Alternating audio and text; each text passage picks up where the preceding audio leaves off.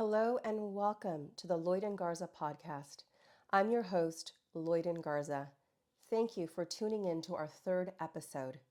In our first episode, I shared with you the heart behind the podcast and the struggles that I had faced. In my last episode, I shared with you my successes and achievements. And today, I would like to share with you the heart behind the book that I recently published, Enough, Journey of Ancestry, Identity, and Faith, and also answer some common questions about the book and the writing process. Questions like, what's this book about? What's the purpose behind me writing this book?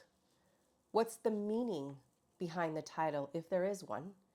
And is there a meaning behind the cover? Who's the ideal reader and what I hope readers to get from this book?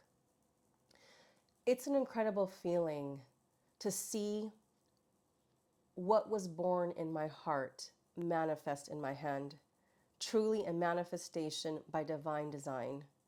This book embodies the spirit of courage and hope. Truly my labor of love that I hope you find inspirational. What is this book about? Readers ask. Enough is a story about my journey to find my truth, the truth about my identity, which was shaped by the discovery of a family secret that the dad I knew as my father was not my biological father. The story touches on the effects of the discovery.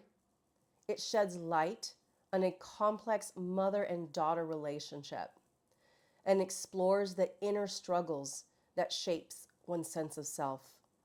It's a story about the power of perseverance, of embracing oneself, and of finding the courage to thrive. Another reader asked, what is the purpose behind the book? What is my heart to that?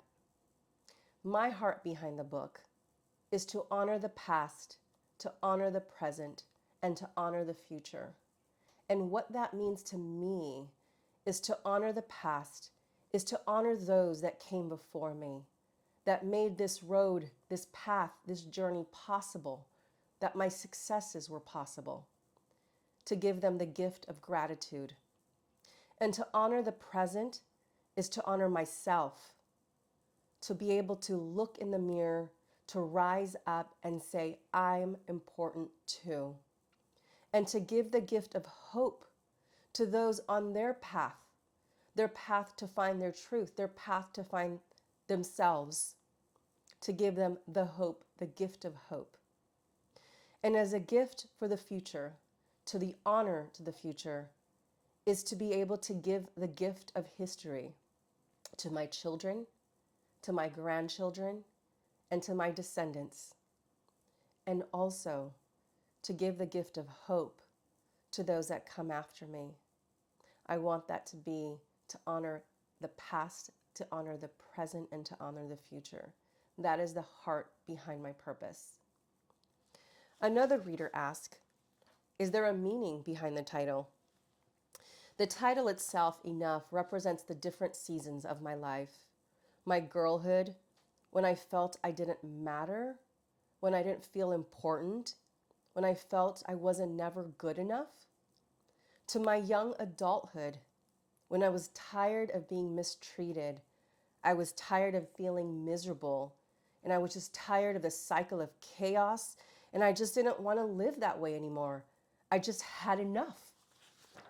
To my womanhood, when I learned to appreciate myself, to honor myself, that's when I realized I am enough, and I've always been enough. Another reader asked, is there a meaning behind the cover? Yes, there's a meaning behind the front and the back cover. I hope you'll be able to see that. The front cover is my adult self looking in the mirror and seeing my younger child. That younger child is the age when I first started that journey. The first chapter of my book opens up to that age. And the woman that's staring back is when I actually found and completed that search. It also touches on symbolically about how our younger selves are parts to us as a child can influence and affect us today as an adult. And being able to embrace that younger self is so important into the journey of freedom. Another question that was asked is, what do you hope readers will get out of this book? I hope readers will find courage for their personal struggles. The idea that something beautiful and stronger can emerge from the dark times. A lesson that I've had to learn more than once. Another reader asked, what does the writing process look like? From writing to editing, rewriting to re-editing, to cover design, to interior cover design, to publishing, to marketing. It was a complex process, and it took 3 years to finish the book. Another reader asked, were there any surprises in the writing process of this book? Oh my gosh, yes. It was an emotional journey. There were many occasions that I just started crying and I had to stop. Writing this book was truly a very transformative experience.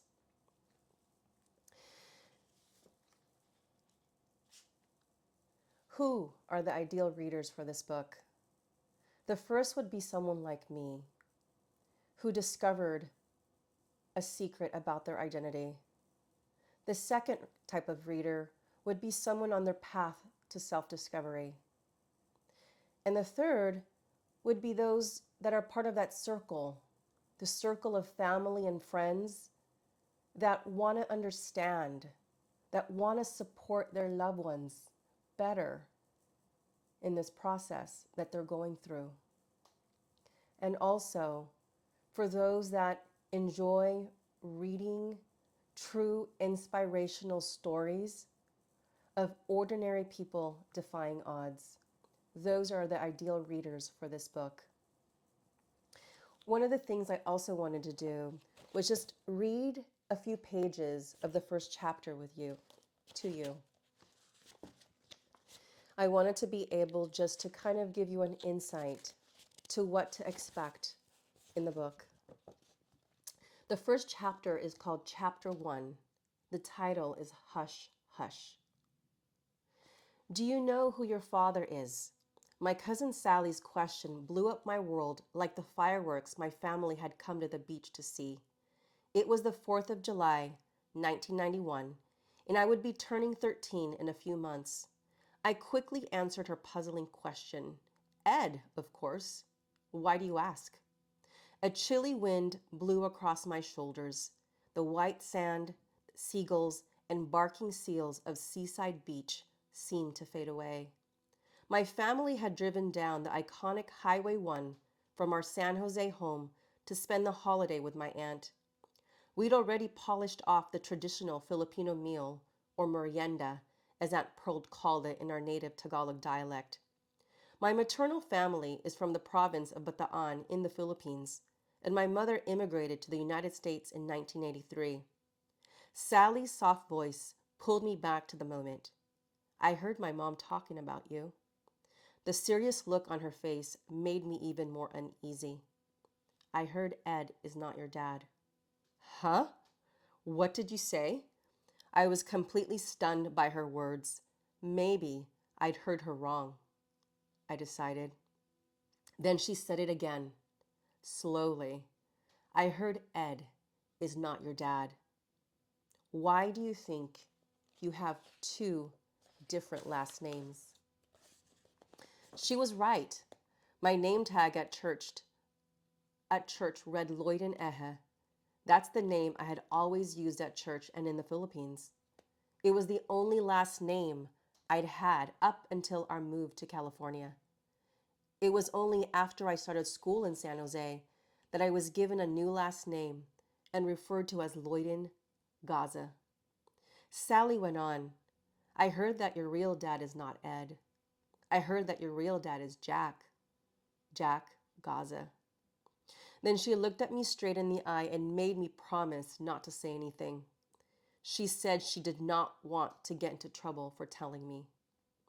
I felt a sudden rush of emotions. I tried to look normal and hold back my tears. I wanted to scream, but instead I stood there with a blank look on my face. Could this really be happening? I had never heard of Jack Gaza before. I wanted to run to Mom and ask her about this, but I feared Sally would be mad. I spent the rest of the day in silence, trying to act normal. I'd waited so long for this day, for time to play on the beach, watch the fireworks, and hang out with Sally. But all that was ruined. Physically, I was there, but mentally and emotionally, I was somewhere else. I wanted to go home and hide. I thought about Ed. I was very close to him, even though I only got to see him a few months out of the year. He was kind and affectionate and always happy to see me. Just a few hours earlier, I had been watching 90210 with Sally at her house without a care in the world, excited to head to the beach.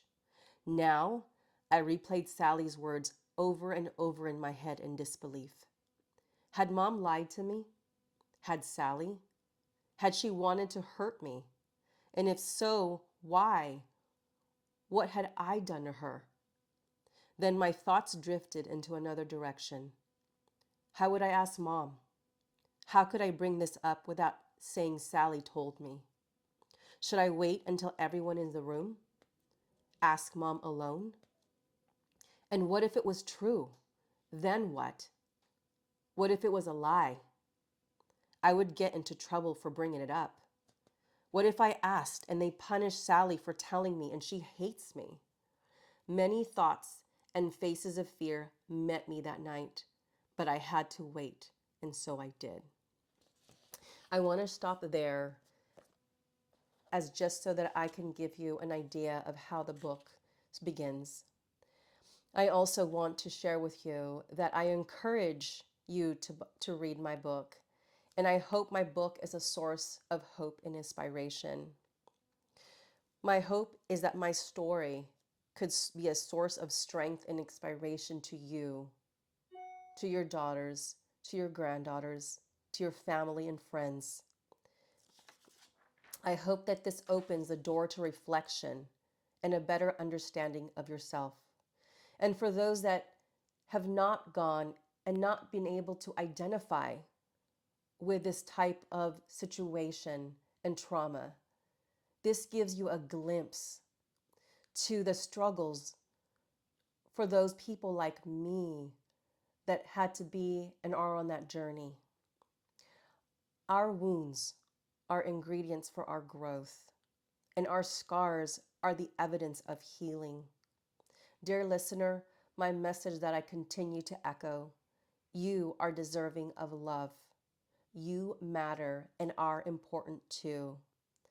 And to echo that healing and thriving are possible. Thank you for tuning in, dear listener. I believe hearts seek hearts. Join us next week for more heart-centered messages. Thank you.